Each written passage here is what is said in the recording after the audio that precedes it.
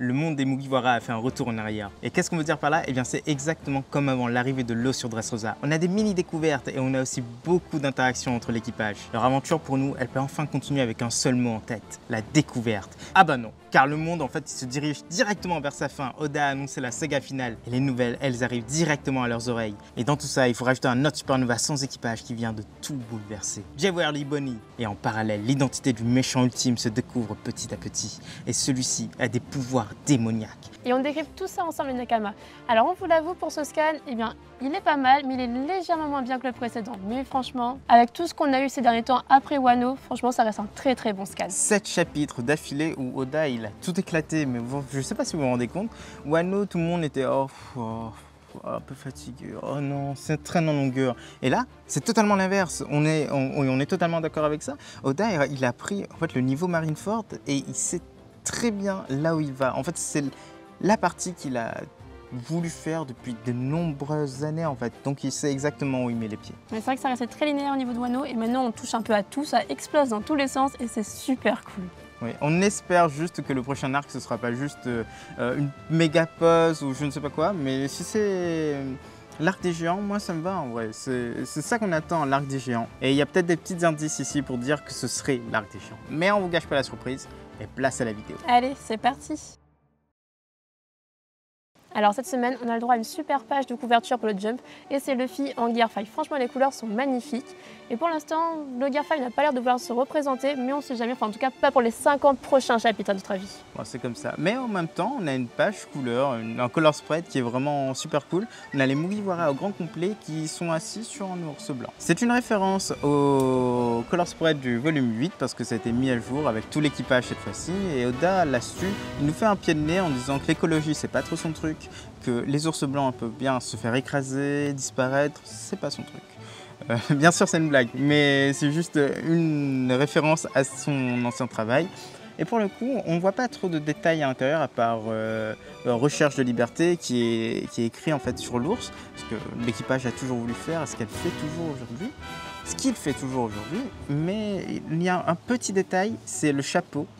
Le chapeau avec le logo des Mugiwara, le chapeau de capitaine qui est au-dessus de la tête de Jinbei. On voit bien en fait il y a les trois en fait plus puissants de l'équipage après Luffy, ces deux ailes, le Sanji et Zoro.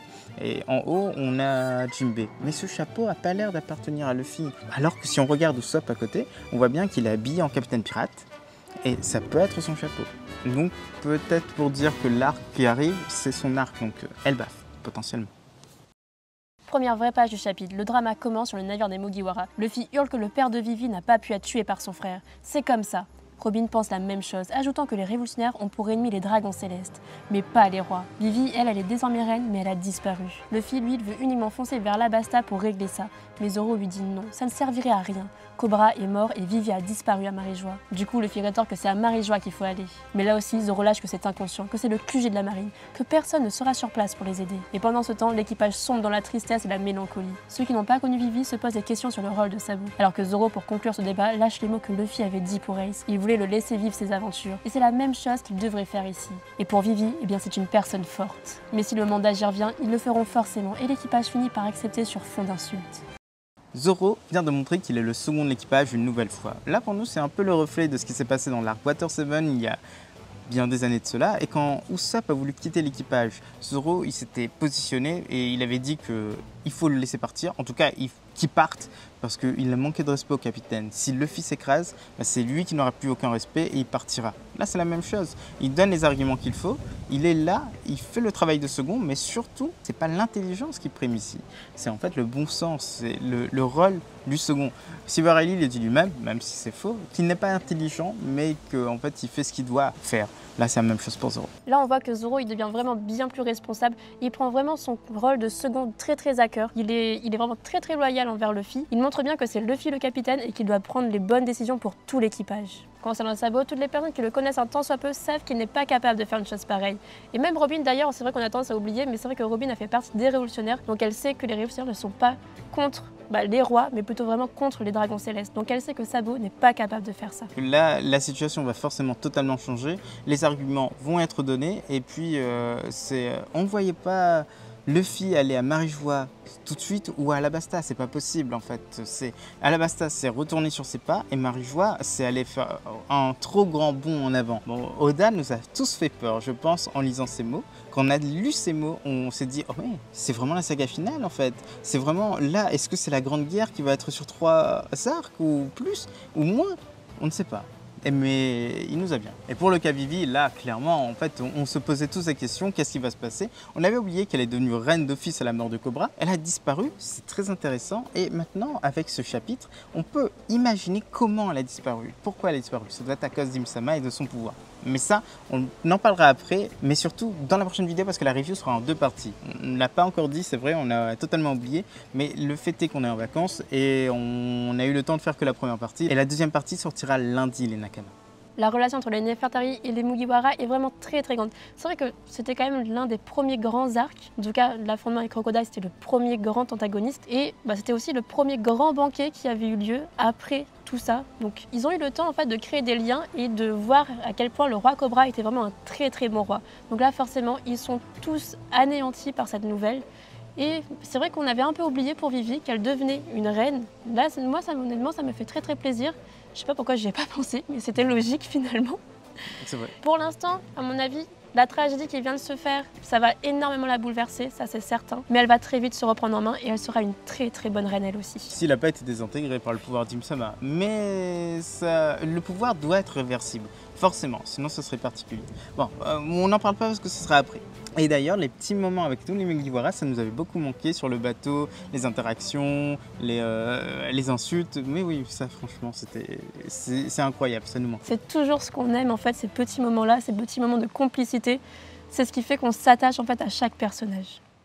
Robin continue à lire les infos, elle s'étonne du grand nombre de nouvelles qui ont bouleversé ce monde en si peu de temps. La chute des Shichibukai, la Cross Guild, Baggy Empereur. Et Luffy s'exclame qu'il n'y a que ça qui peut être faux. Et Robin précise qu'il y a d'autres noms en rapport à voir avec lui. Mais Luffy donne à Robin le choix de lui en parler. Mais que si c'est vraiment important? Très vite, Luffy change de sujet. Il évoque son enfance, le rêve de Sabo d'explorer le monde. Et le sien, celui qui bouleverse toutes les personnes qui l'entendent. Et c'est la même chose, tous les membres de l'équipage s'emballent et leur réaction oscille entre le rire et la stupéfaction. Usopp se permet même de dire que ça n'arrivera jamais. Mais Luffy se dit qu'en devenant roi des pirates, il pourrait peut-être le réaliser. Il n'avait pas pensé qu'il ne l'avait jamais dit à personne, sauf à Ace, Sabo et Shanks. Et tous ont rigolé, mais le dernier a versé des larmes en entendant ces mots. Mais dans tous les cas, c'est bien son rêve ultime. Alors tout l'équipage se dit prêt à faire de leur capitaine le roi des pirates. Il ne reste plus qu'un Rod Poneglyph, celui que Robin annonce comme perdu depuis très longtemps.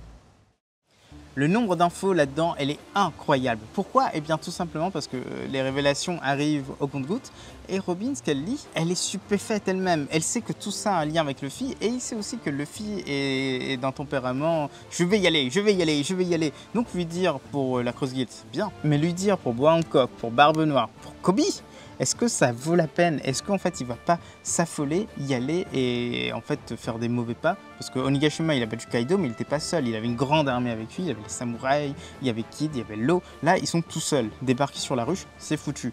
Donc Robin a très bien emmené la chose, elle sait comment le faire. Elle lui a demandé son avis mais de façon un petit peu... Elle savait que Luffy allait lui dire décide par toi-même. Et donc elle a décidé par elle-même. Et c'est très intéressant comme séquence. C'est vrai que là du coup elle a un rôle très important. Elle prend la responsabilité de dire à Luffy ce qui est important ou pas pour savoir finalement ce qu'il va faire par la suite. Qui est-ce qui va aller aider? C'est pas quelque chose de prendre à la légère à mon avis. Il faut vraiment oser, il faut vraiment avoir du caractère pour ça. Et Robin, de toute façon elle en a. Et la première grande info de ce chapitre, pour nous en tout cas, c'est le rêve de Luffy. Ok, on n'apprend pas le rêve de Luffy. Et évidemment, Oda va nous laisser ça au dernier chapitre. Mon rêve, c'est de finir One Piece. Mais Luffy, One Piece c'est quoi? Ah, c'est le nom du livre. Je suis pas Oda. 70 ans Oda, le mec qui est un peu sénile.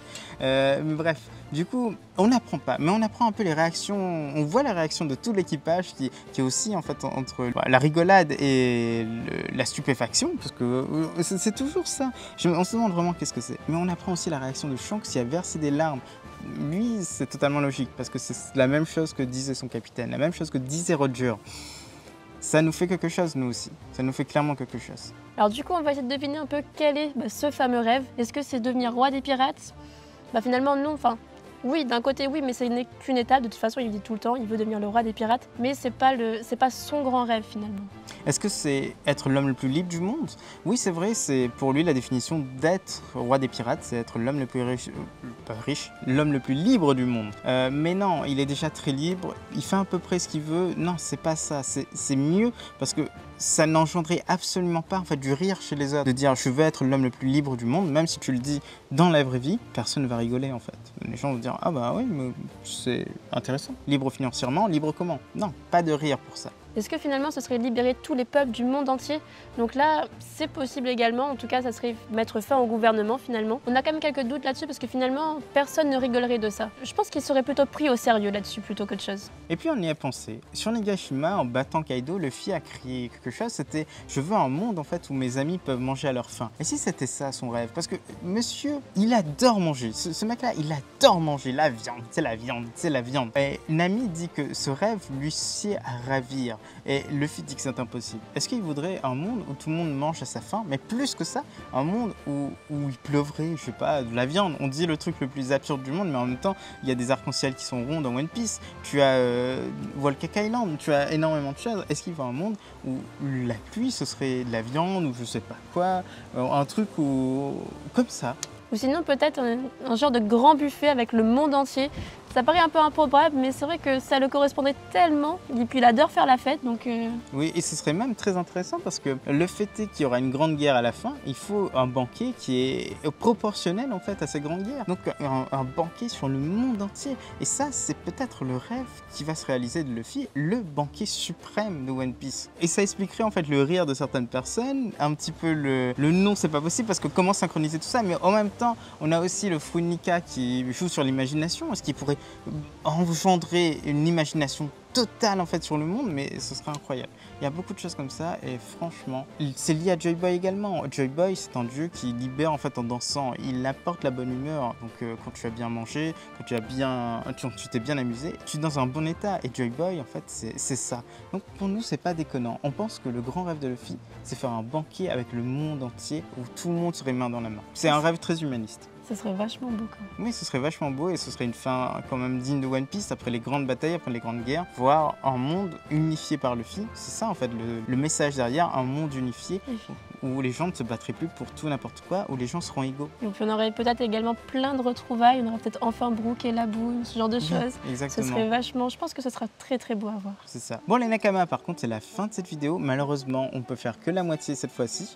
Et on vous tient au courant pour la prochaine qui sortira sans doute lundi. On vous tient vraiment au courant.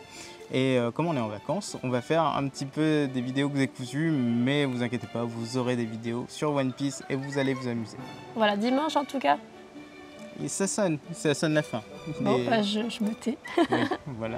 Je m'excuse également parce que comme vous avez pu le remarquer, je suis un peu malade, j'ai la voix cassée. Ça va pas être très agréable, mais bon, c'est toujours comme ça quand on est en vacances, on tombe malade. Enfin, en tout cas moi. C'est comme ça. Et à bientôt les Nakama.